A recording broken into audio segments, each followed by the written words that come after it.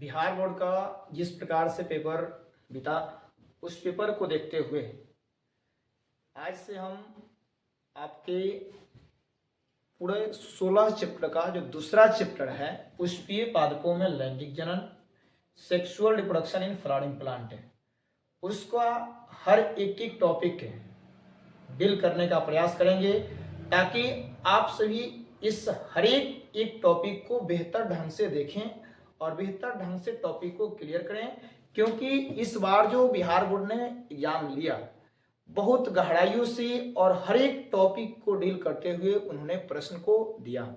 अतः बच्चे काफ़ी ज़्यादा अपने आप को ये महसूस किए कि प्रश्न आया कहाँ से।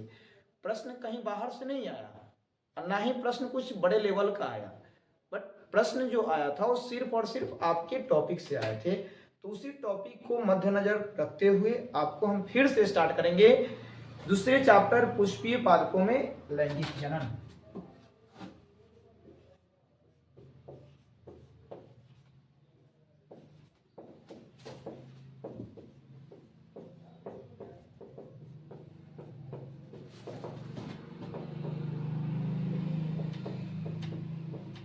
पुष्पीय पादपों में लैंगिक जनन, sexual reproduction in flowering plant,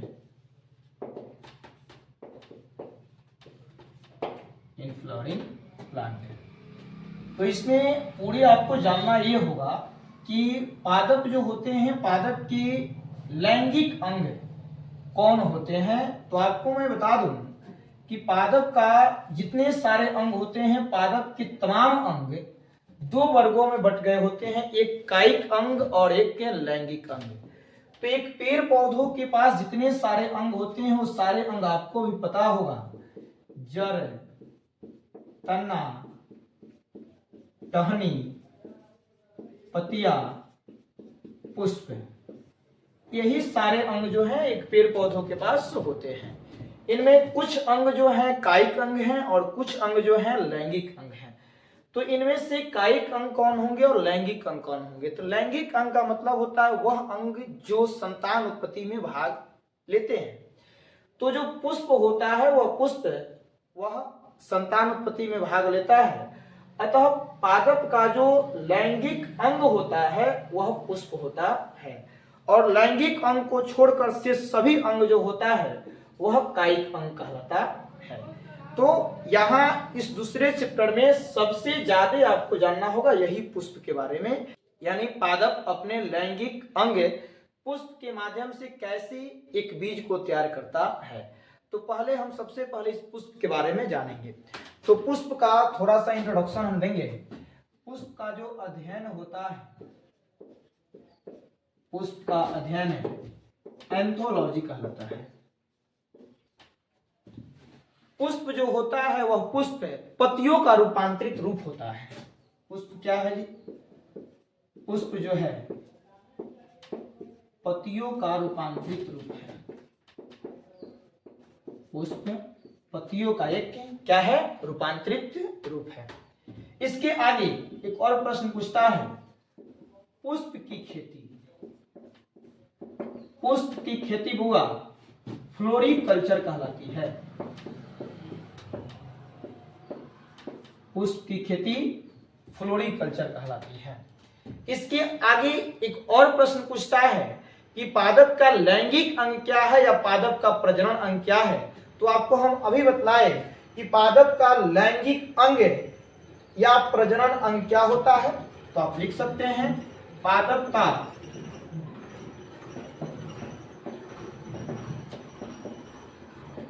लैंगिक अंग या प्रजनन अंग। पादप का लैंगिक अंग या प्रजनन अंग कोई भी पूछे तो आप बता सकते हैं पादप का लैंगिक अंग या प्रजनन अंग पुष्प होता है। तो ये थोड़ा सा आप अपने नोटबुक में नोट कर लेंगे कि पुष्प का अध्ययन क्या कहलाता है, एंथोलॉजी कहलाता है। पुष्प पतियों का रूपांतरित रूप है। पुष्प की खेती क्या कहलाती है? तो फ्लोरिकल्चर कहलाती है।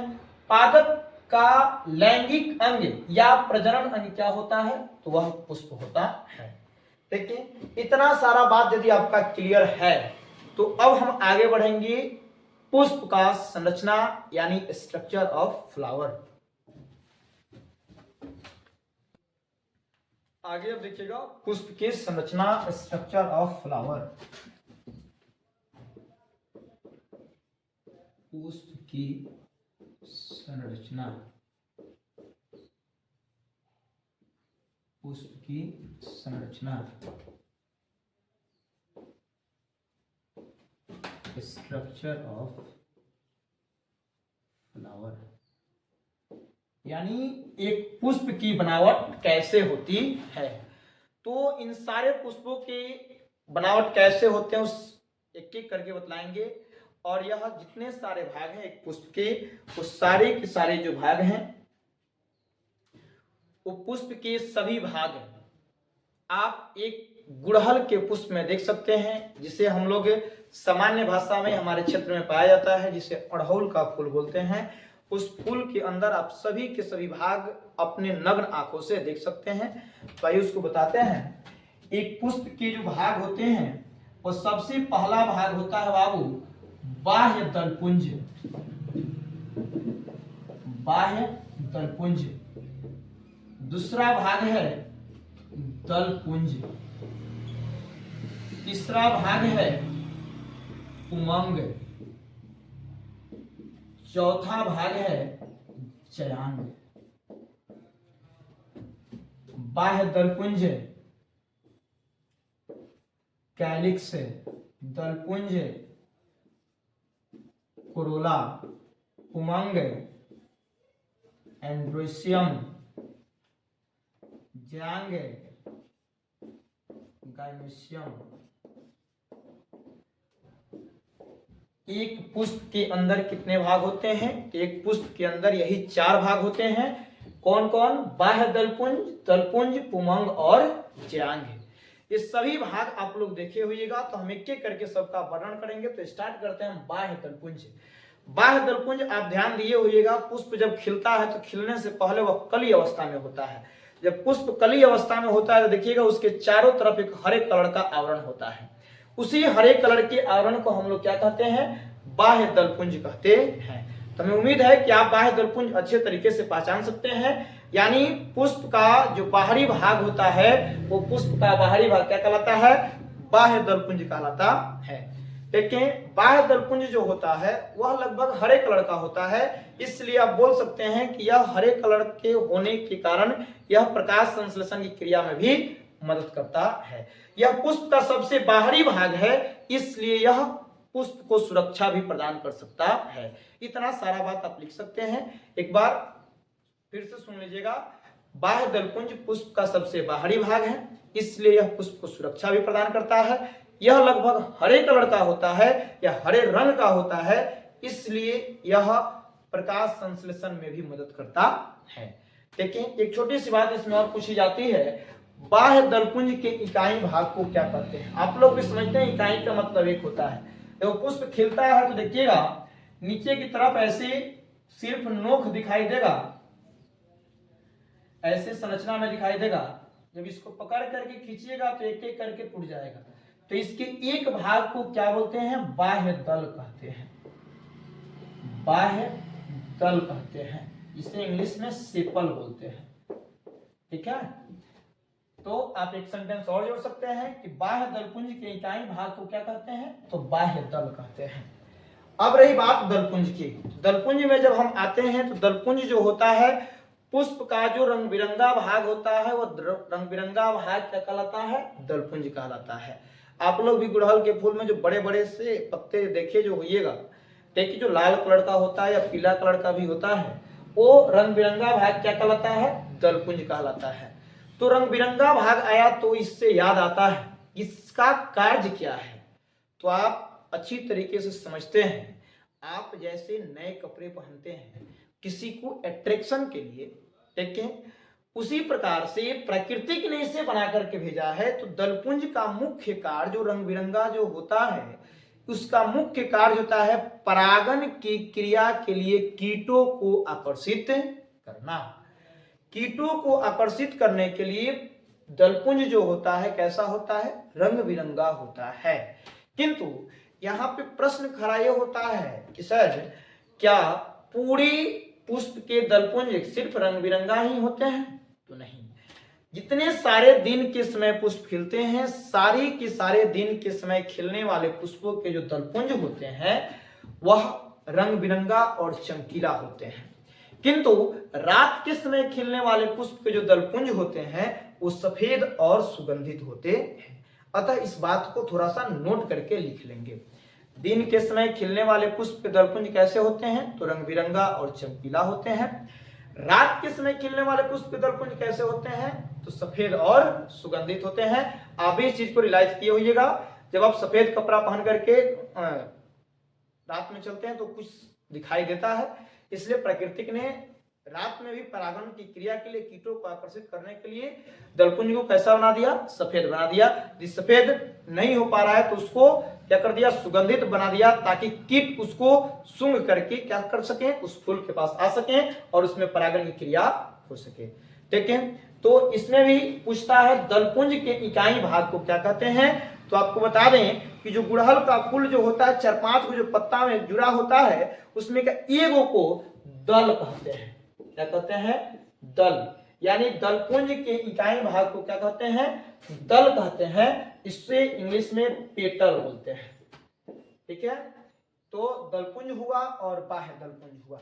तो यहीं पे एक प्रश्न और खड़ा होता है कि पुष्प के जो 4 भाग हैं, बाह्य दलपुंज, दलपुंज, पुमंग और ज्यांग, इन चारों भाग में से किसको सहायक अंग कहते हैं, किसको आवश्यक अंग कहते हैं?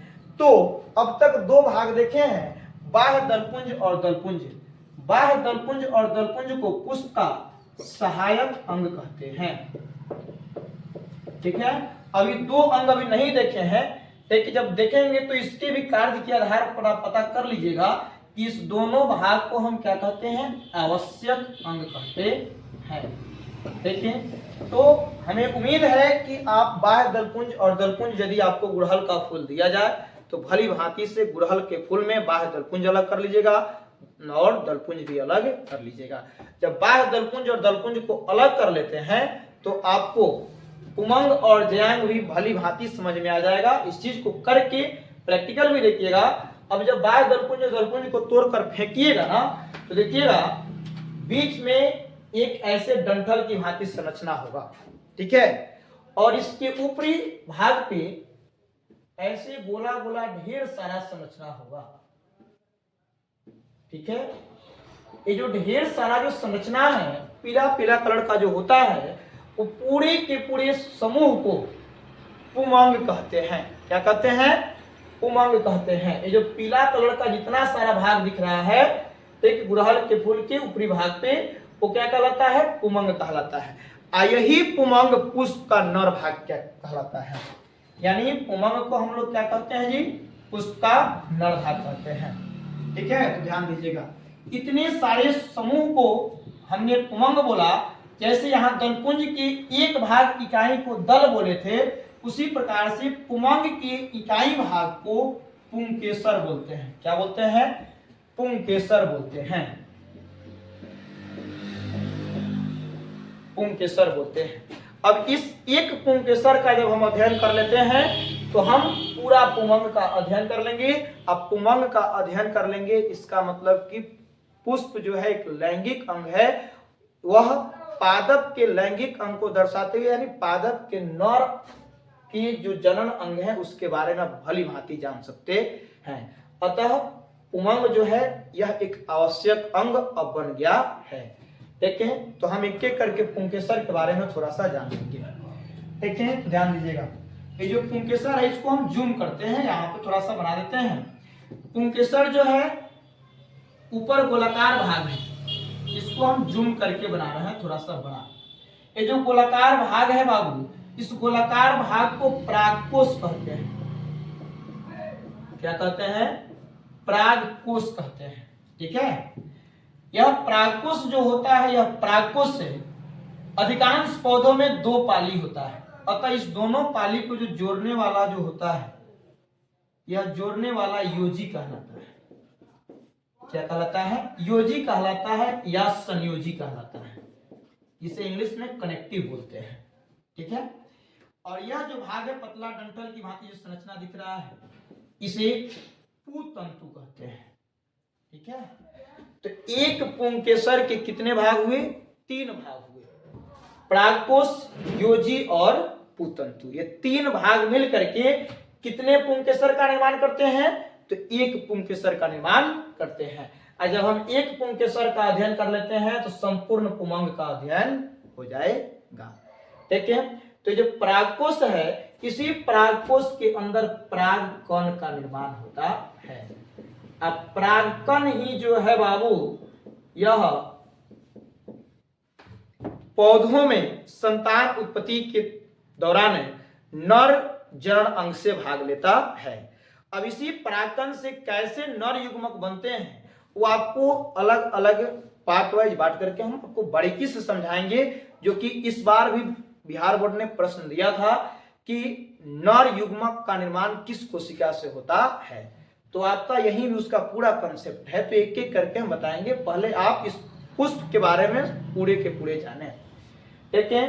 तो ये पुष्प का क्या हुआ, नर भाग, ठीक है। इससे पुंकेसर को हम क्या बोलते हैं, पुंकेसर को बाबू स्टामेन बोलते हैं, ठीक है। अब आप पुष्प की नर भाग समझ गए। अब क्या है, जैंग।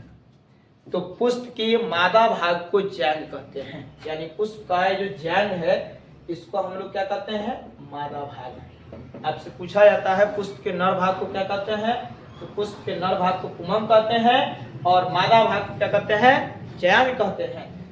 पुमंग के इकाई भाग को क्या कहते हैं, तो पुंकेसर कहते हैं। पुंकेसर के कितने भाग होते हैं, तो यही 3 भाग होते हैं। अब हम आते हैं जैंग के ऊपर। तो देखिए यहाँ पे जब जैंग को समझना है तो ये जो ऊपर पीला कलर का जो बना था उसको हमने तोड़ दिया। अब देखिएगा फिर से यह एक लंबा डंठल की भांति बच जाएगा और नीचे जब आइएगा तो ऐसे गोलाकार संरचना के रूप में बच जाएगा, ठीक है। तो उसको ध्यान दीजिएगा। और ऊपर ऐसा घुंडी की भांति संरचना बनाएगा, ठीक है। अब यही क्या है, पुष्प के जैंग को दर्शाएगा। किंतु थोड़ा सा देखिएगा इधर, ये जो जैंग है, जैंग पुष्प का मादा भाग है। अब मादा भाग की इकाई को स्त्री केसर कहते हैं, स्त्री केसर कहते हैं, ठीक है। स्त्री केसर के बुआ 3 भाग होता है। ये ऊपरवा जो घुंडीनुमा संरचना दिख रहा है ना, वर्तिकाग्र कहलाता है। ये जो भाग दिख रहा है ना लंबा, वर्तिका कहलाता है। और ये जो गोलाकार भाग है, ये गोलाकार भाग अंडाशय कहलाता है। क्या कहलाता है, अंडाशय कहलाता है। तो ये 3 भाग, वर्तिकाग्र, वर्तिका और अंडाशय, 3 भाग मिल करके किसका निर्माण करते हैं, स्त्रीकेसर का निर्माण करते हैं। स्त्रीकेसर के समूह को क्या बोलते हैं, हम जयांग बोलते हैं, ठीक है। तो हमें उम्मीद है कि आप चारों भाग, अब एक गुड़हल का फूल दिया जाएगा तो अब भली भांति परख लेंगे, अलग अलग कर लेंगे, ठीक है। एक बार फिर से मैं बता देता हूं, पुष्प का जो बाहरी भाग होता है वो बाह्य दलपुंज कहलाता है। पुष्प जब वो खिलता है तो जो रंग बिरंगा भाग होता है वो रंग बिरंगा भाग दलपुंज कहलाता है। पुष्प के ठीक बीचों बीच जो बचता है, ऊपर जो पीले रंग का होता है वह पुमंग कहलाता है। उसको तोड़ने के बाद जो शेष अकेले जो बचता है वह स्त्रीकेसर या बोल सकते हैं जैंग। ये चारों भाग आप भली भांति परख चुके हैं। अब इसके बाद ये जो चारों भाग जिस स्थान पे एक दूसरे से जुड़े होते हैं वह क्या कहलाता है, पुष्पासन कहलाता है, थैलेमस कहलाता है, ठीक है। और ये जो थैलेमस जो है, थैलेमस के नीचे एक जो डंठल की भांति संरचना जिससे आप पकड़े रहते हैं किसी को देने के लिए, वो पतला डंठलनुमा जो संरचना होता है वो क्या कहलाता है, वृंत कहलाता है। तो इसको एक एक करके हम इसको इरेज करके और आपको पूरे फिगर के द्वारा बताएंगे।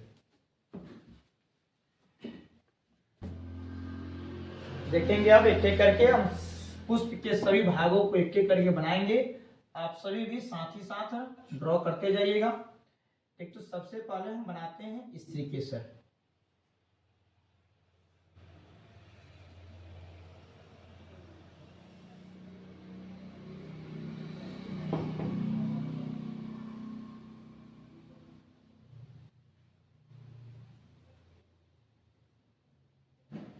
स्त्रीकेसर। स्त्रीकेसर के 3 भाग हैं। यह है वर्तिकाग्र, यह है वर्तिका, यह है अंडाशय। यह तीनों भाग आपस में मिल करके स्त्री केसर का निर्माण करता है। ठीक है बाबू। स्त्री केसर के समूह को क्या कहते हैं? जैंग, और जैंग को पुष्प का मादा भाग कहते हैं। यानी अब तक क्या बन गया? पुष्प का मादा भाग बन चुका है। इसी अंडाशय के अंदर बीजांड होते हैं।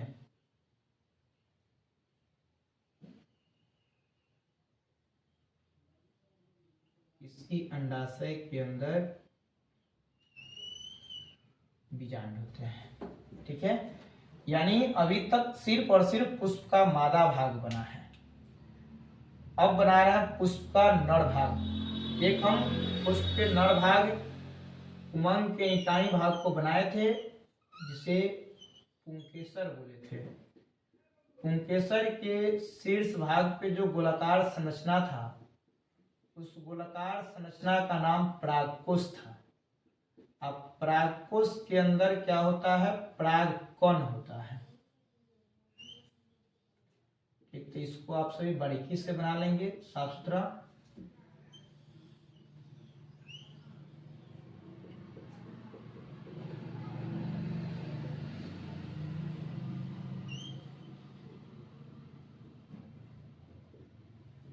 आप यहाँ देख सकते हैं हम पुष्प की नर भाग को बनाए हैं। और नर भाग में बताया कि पुष्प के नर भाग को पुमंग कहते हैं, पुमंग के इकाई भाग को पुंकेसर कहते हैं।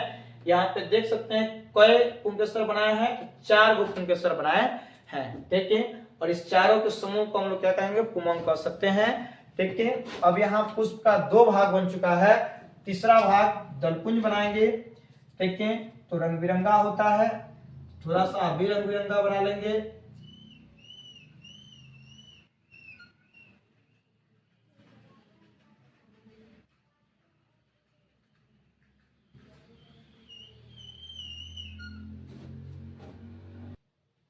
अब आपका दलपुंज बन रहा है।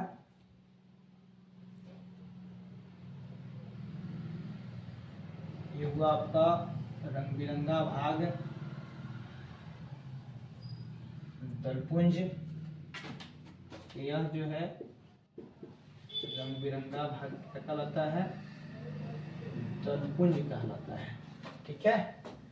अब तक इसमें देख सकते हैं पुष्प का 3 भाग बना है। पुष्प का ये मादा भाग हुआ, ये जो भाग नर भाग है, और ये पुष्प का दलपुंज हुआ। अब है आपका बाह्य दलपुंज। तो बाह्य दलपुंज पुष्प पे खिला हुआ है, अतः बाह्य दलपुंज कहाँ चले जाएंगे? नीचे की तरफ चले जाएंगे। तो पत्ता जैसा बना लेंगे आप।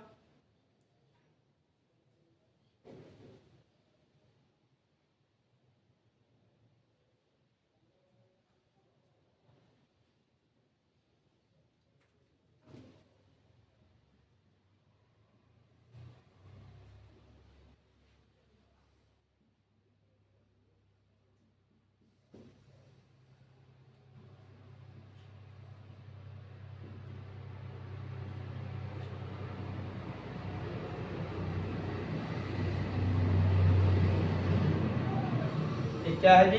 बाह्य दलपुंज। बाह्य दलपुंज। ठीक है।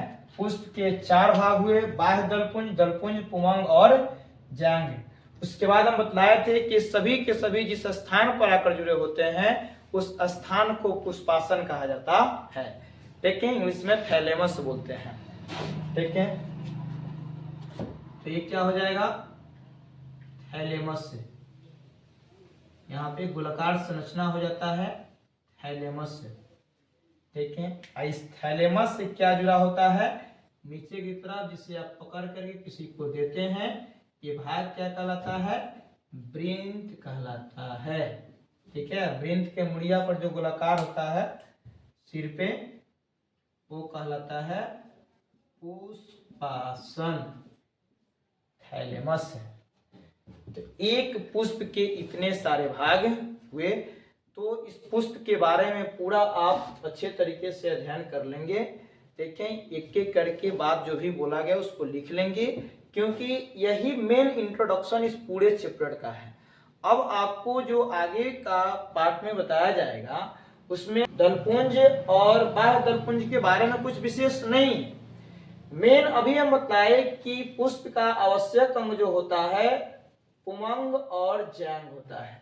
तो इसी दोनों के बारे में आपको विस्तार से पूरे के पूरे पढ़ना है। देखें, शायद आप सभी एक चैप्टर पढ़े हुएगा तो ठीक है, अन्यथा मैं लैंगिक जनन के बारे में आपको एक के लिंक डाल दूंगा इसी वीडियो के डिस्क्रिप्शन में, वहां से भी आप जाकर देख सकते हैं। लैंगिक जनन जो होता है वह लैंगिक जनन की घटनाएं 3 चरण में पूर्ण होती है। निषेचन पूर्व घटना, निषेचन और निषेचन पश्च घटना। इस 3 चरण के दौरान पूरे के पूरे लैंगिक जनन की क्रिया पूर्ण हो जाती है। वो तमाम क्रियाएं इस नर भाग और मादा भाग में आपको बता दिया जाएगा। परंतु आप किसी बुक के सहारे देख लेंगे या मेरे वीडियो के सहारे देख लेंगे, बट देखेंगे जरूर तो आपको बारीकी से समझ में आने लगेगा। देखिए, इसको पूरे को भाग को हम एक बार फिर से बोल देते हैं, आप नोटबुक में चाहें तो लिख सकते हैं। जैसे पुष्प का सबसे पहला भाग था बाह्य दलपुंज, तो बाह्य दलपुंज के बारे में आप लिखना चाहते हैं तो लिख सकते हैं कि पुष्प का बाहरी भाग होता है, यह पुष्प को सुरक्षा प्रदान करता है, यह हरे रंग का होता है, इसलिए यह प्रकाश संश्लेषण में मदद करता है। इसके इकाई भाग को क्या कहते हैं तो बाह्य दल कहते हैं। ठीक है, उसके बाद आता है आपका दलपुंज। तो पुष्प का रंग बिरंगा भाग क्या कहलाता है, दलपुंज कहलाता है। ठीक है, दलपुंज के इकाई भाग को क्या कहते हैं तो दल कहते हैं। ठीक है, दलपुंज का मुख्य कार्य परागण की क्रिया के लिए कीटों को आकर्षित करना है। नोट करके यहाँ लिख लेंगे या इसी में लिख लेंगे, दिन के समय खिलने वाले पुष्प जो दलपुंज होते हैं रंग बिरंगा और चमकीला होते हैं। रात के समय खिलने वाले पुष्प के जो दलपुंज होते हैं सफेद और सुगंधित होते हैं। ठीक है, उसके बाद हम आते हैं पुमंग पे, तो लिखेंगे पुष्प के नर भाग को पुमंग कहते हैं। पुमंग के इकाई भाग को पुंकेसर कहते हैं। पुंकेसर के 3 भाग होते हैं।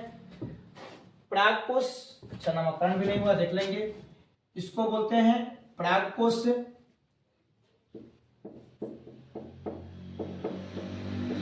परागकोश जोड़ने वाले भाग को योजी और इसको बोलते हैं पुतंतु। ये तीनों भाग आपस में मिलकर के पुंकेसर का निर्माण करते हैं। ठीक है, तो परागकोश के बारे में आप लिखना चाहते हैं तो परागकोश के बारे में लिख सकते हैं कि यह पुंकेसर की शीर्ष भाग होता है जो लगभग गोलाकार होता है। ठीक है, यह परागकण को सुरक्षित रखता है या परागकण को स्थान प्रदान करता है या इसमें ही परागकण रहते हैं। ठीक है, योजी के बारे में लिख सकते हैं कि यह परागकोश के दोनों पालियों को जोड़ने वाला होता है। पुतंतु, ठीक है, पुंकेसर का पतला डंठलनुमा लचीला संरचना पुतंतु कहलाता है। अब हम आते हैं जैंग पे, तो पुष्प के मादा भाग को जैंग कहते हैं। जैंग के इकाई भाग को स्त्रीकेसर कहते हैं। स्त्रीकेसर के मुख्यतः 3 भाग होते हैं, वर्तिकाग्र, वर्तिका और अंडाशय। वर्तिकाग्र के बारे में लिख सकते हैं कि यह स्त्रीकेसर का शीर्ष भाग होता है। यह लगभग घुंडीनुमा संरचना का होता है। यह परागकण को रोकने का कार्य करता है। वर्तिका के बारे में लिखना चाहते हैं तो लिख सकते हैं यह वर्तिकाग्र और अंडाशय को जोड़ने का कार्य करता है।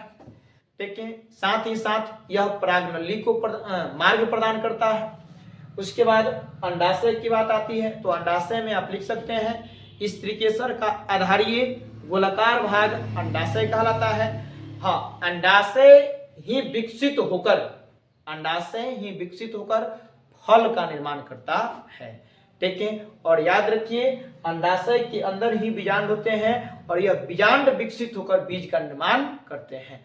और इसके अंदर अनदर भी जब प्रवेश करेंगे तो उसमें अलग अलग बीज के निर्माण में कंसेप्ट बढ़ते जाते हैं। अभी जितना बताया गया उतना में आप बता सकते हैं बीज का निर्माण बीजांड से होता है। ठीक है, अब क्या आपका चारों भाग हो गए। अब है आपका पुष्पासन। पुष्पासन के बारे में लिख सकते हैं पुष्प के सभी भाग जिस स्थान पर एक दूसरे से जुड़े होते हैं वो क्या कहलाता है, पुष्पासन कहलाता है। वृंत के बारे में लिख सकते हैं पुष्प का जो भाग पौधे से जुड़े होते हैं वह क्या कहलाते हैं, वह वृंत कहलाते हैं। तो ये पूरा का पूरा जो हुआ पुष्प का स्ट्रक्चर हुआ, पूरे इसकी बनावट की बात हुई।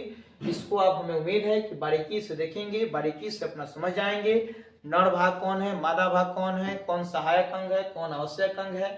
देखिए इन सारे बातों को आप जैसे समझ में आए उस चीज को अपने नोटबुक के अंदर नोट करेंगे और इसके बाद के पार्ट को हम बारीकी से हर एक स्टेप को बताएंगे। और इस चैप्टर में जो भी है, जो आप बड़े लेवल के नाम रख रहे हैं या तैयारी कर रहे हैं, जो हिंदी मीडियम वाले हैं, देखिए हालांकि मैं इंग्लिश भी लिख दे रहा हूँ, देखिए उनको जो भी नीट का तैयारी कर रहे हैं या उनको कुछ सपोर्ट की आवश्यकता है, तो मैं इस चैप्टर का 4-5 पार्ट बनाऊंगा, ठीक है।